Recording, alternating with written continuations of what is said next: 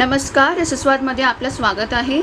आज आपण कोणतेही प्रिझर्वेटिव्स न वापरता आंब्याचं जॅम करणार आहोत। तर त्यासाठी लागणारे साहित्य बघूया।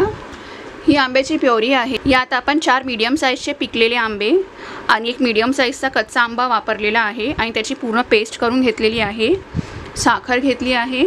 साखर आपण आंब्याच्या गोडीप्रमाणे घ्यायची आहे आणि साखर घेतलेली आहे। साखर आंब्याच्या गोडीप्रमाणे घ्यायची आहे। साखर आपण कमी जास्त करू शकतो। यात जो पिकलेला आंबा होता तो मी हापूस आंबा घेतलेला, जो जास्त गोड असतो, आणि जो कच्चा आंबा वापरला आहे तो तोतापुरी आंबा आहे, जो कमी आंबट असतो। तर त्यामुळे मी साखर जरा कमी वापरणार आहे। तर आंब्याप्रमाणे आपण साखर कमी जास्त करायची आहे। आता जॅम बनवायला घेऊया। सगळ्यात आधी आंब्याची प्युरी घालून घेऊया।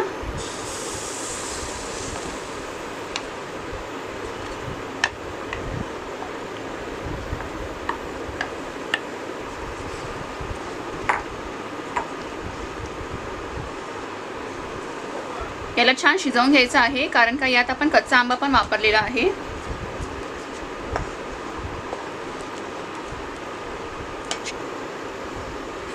ते असं परतून घेत राहायचं आहे। गॅस मीडियमवर ठेवला आहे। अधूनमधून परतून घ्यायचं, जेणेकरून हे खाते चिकटणार नाही। 4 मिनिटे झालेली आहे। यात आता साखर घालूया।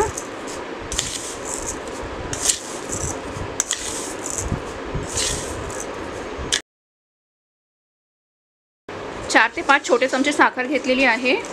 परतून घेऊया। हे कंटिन्युअसली आपल्याला असं मिक्स करून घ्यायचं आहे।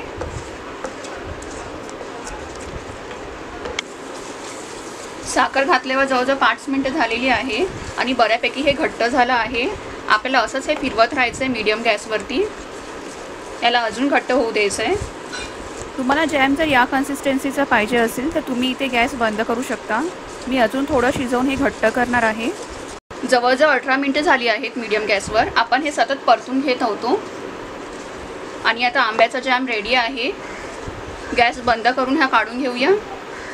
बिना काही प्रिझर्वेटिव्हचा होममेड जॅम रेडी आहे। हा आंब्याचा जॅम फ्रीजमध्ये ठेवल्यास आरामात 20 ते 25 दिवस टिकतो। तर हा बिना प्रिझर्वेटिव्हचा जॅम तुम्हीही करून बघा आणि मला कळवा कसा होतो ते। हा व्हिडिओ आवडला असेल तर लाईक करा आणि रसस्वादला सबस्क्राईब करा। धन्यवाद।